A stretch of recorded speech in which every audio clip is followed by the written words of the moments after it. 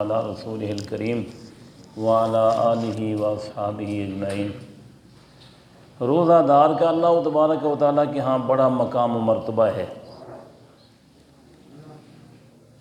حدیث شریف کے اندر آتا ہے کہ ایک دروازہ جنت کے دروازوں میں سے روزہ دار کے لیے خاص کیا گیا ہے، اس کا نام ہے باب الریان۔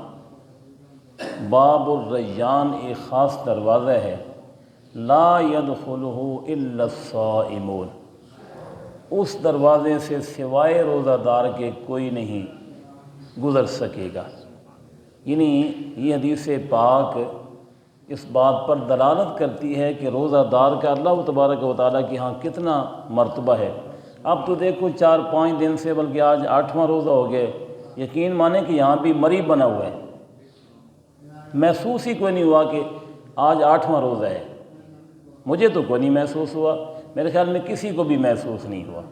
کوئی گرمی نہیں ہے، کوئی تلخی نہیں ہے، بھوک نہیں ہے، پیاس نہیں ہے، محسوس ہی نہیں ہوتا کہ روزہ رکھا ہوا ہے۔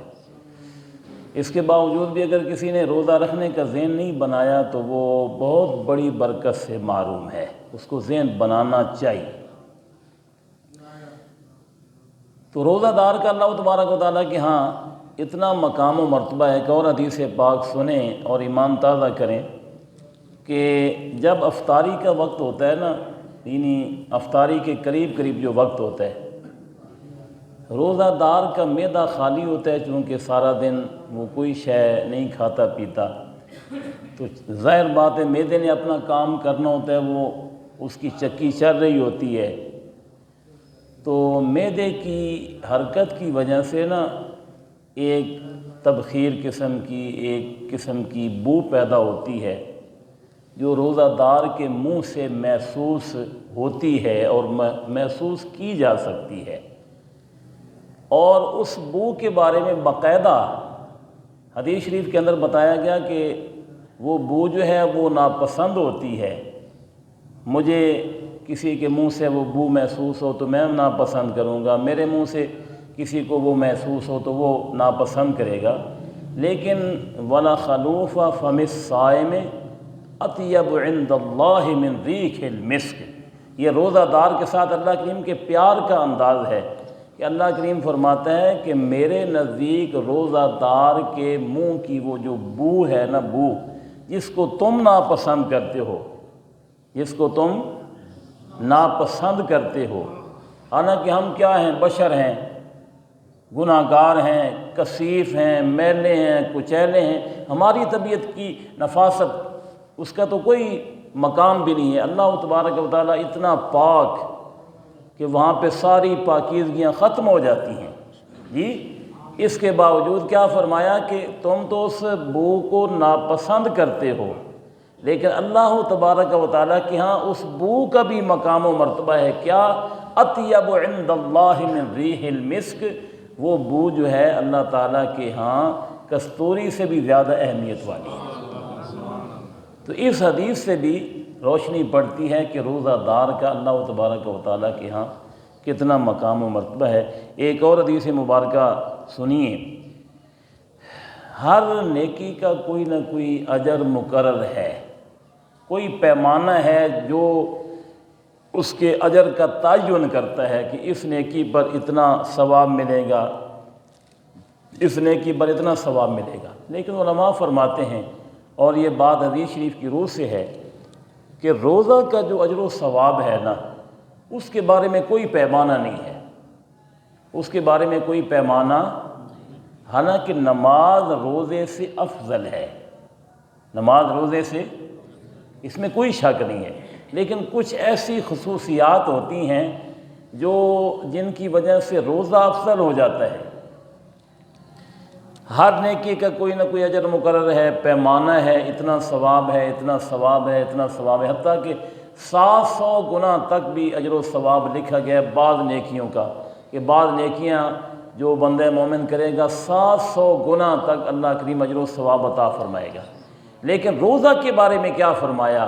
الصوم لی، اللہ کریم ارشاد فرماتا ہے کہ میرے بندو روزہ میرے لیے ہے، وانا اجزی بھی، میں ہی اس کی جزا دوں گا۔ کتنی دوں گا یہ اللہ جانتا ہے، کتنی دوں گا یہ اللہ تبارک و تعالیٰ جانتا ہے۔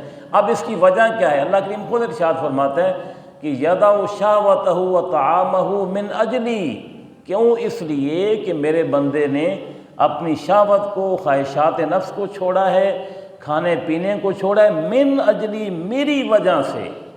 میرے بندے نے میری وجہ سے یہ کام چھوڑے ہیں۔ سارا دن بھوکا پیاسا رہتا ہے، محنت مزدوری کرتا ہے، علیحدہ کمرے میں بھی ہوتا ہے تو پھر بھی میرے خوف کی وجہ سے کھانے پینے کے قریب نہیں جاتا، شہوات کے قریب نہیں جاتا۔ میری وجہ سے میرے بندے نے سب کچھ چھوڑا ہے، لہذا روزہ ہے ہی میرے لیے، اور اس کی جو جزا ہے وہ میں خود ہی عطا فرماؤں گا۔ کتنی عطا فرماؤں گا یہ اللہ تبارک و تعالیٰ خود ہی جانتا ہے۔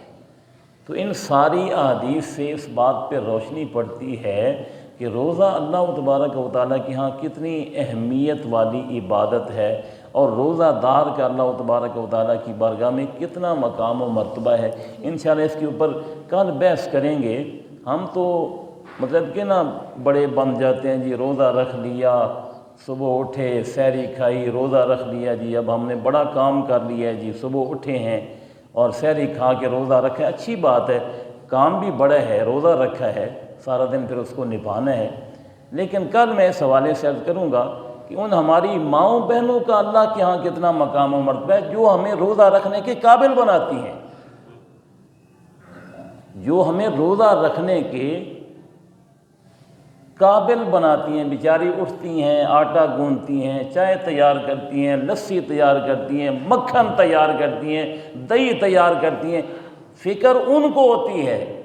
ہم نے تو آنکھیں ملتے ملتے اٹھنا ہے، اور ہو سکتا ہے پوری کرنے کا بھی ہمیں ٹائم نہ ملے۔ میں نے عرض کیا تھا، یہ مشورہ میں نے سب مسلمانوں کو اور نمازیوں کو دیا تھا کہ ہم عادت بنائیں، جیسے باوضو افطاری کرتے ہیں ایسے ہی باوضو سحری بھی کریں، پھر مزہ آ جائے۔ کیونکہ حدیث شریف کے اندر آتا ہے نا کہ سحری کا وقت بھی قبولیت کا وقت ہوتا ہے، اور سحری کا وقت افطاری کے وقت سے زیادہ قبولیت کا وقت ہوتا ہے احادیث کی روح سے، کیونکہ روزہ رکھا جا رہا ہوتا ہے۔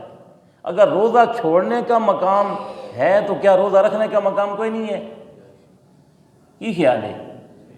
ہم نے صرف ایک ہی بات ذہن میں رکھ لیجیے، افطاری کا ٹائم بڑا قبولیت والا ہوتا ہے۔ نہیں، افطاری کا وقت جیسے قبولیت والا ہوتا ہے اس سے دگنا سحری کا وقت قبولیت والا ہوتا ہے۔ جس وقت ہم روزہ رکھ رہے ہوتے ہیں اس روزے کی وجہ سے افطاری کا وقت جو ہے وہ برکت والا ہوتا ہے۔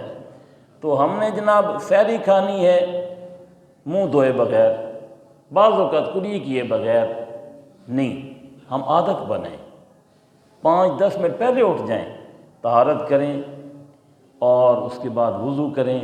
وضو کرنے کے بعد سنت کے مطابق بیٹھ کر، ٹیک لگا کے بھی نہ بیٹھیں، چارپائی کے اوپر بھی بیٹھنا جو ہے نا طبی لحاظ سے ٹھیک نہیں ہے۔ سحری کھانا، سحری ایسے کھائی جاتی ہے، ایسے۔ سحری کھانے کے لیے جو ٹائم ہے، یعنی کہ جو حیت مقرر ہے نا حدیث شریف کی روح سے، کہ کھانا جب بھی کھاؤ ایسے انداز میں کھاؤ، یا پھر اگر بیٹھنا بھی ہے تو مطلب کہ چوکڑی مار کے بھی بیٹھ سکتے ہیں، ٹیک لگا کے نہیں بیٹھ سکتے۔ ٹھیک، ٹیک لگا کے جو بیٹھ کے کھانا ہے یہ مسلمانوں کا طریقہ نہیں ہے۔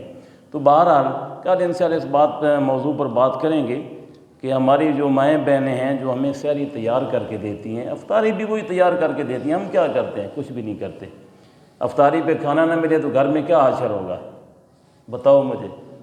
اگر کھانا نہ ملے پکا پکایا، گھر میں کیا ہوگا پھر؟ ہم کہیں گے جی ہم نے روزہ بھی رکھا، کھانا بھی نہیں، پر روزہ ہم نے رکھا ہے نا، کوئی کسی کے اوپر احسان کیا ہے؟ پھر بھی ان ماؤں بہنوں کا کردار ہے، روزہ رکھوانے میں بھی انہی کا کردار ہے، اور روزہ افطار کرانے میں بھی۔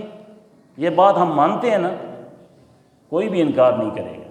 اس لیے اللہ تعالیٰ ان کو بھی اجر و ثواب عطا فرمائے، اللہ تعالیٰ ہمیں بھی اجر عطا فرمائے، اور گھر کے اندر ہم سب کو اتفاق و اتحاد کے ساتھ جو ہے نا اچھی معاشرت کے ساتھ زندگی گزارنے کی توفیق عطا فرمائے۔ وآخر دعوایا ان الحمد للہ رب العالمین۔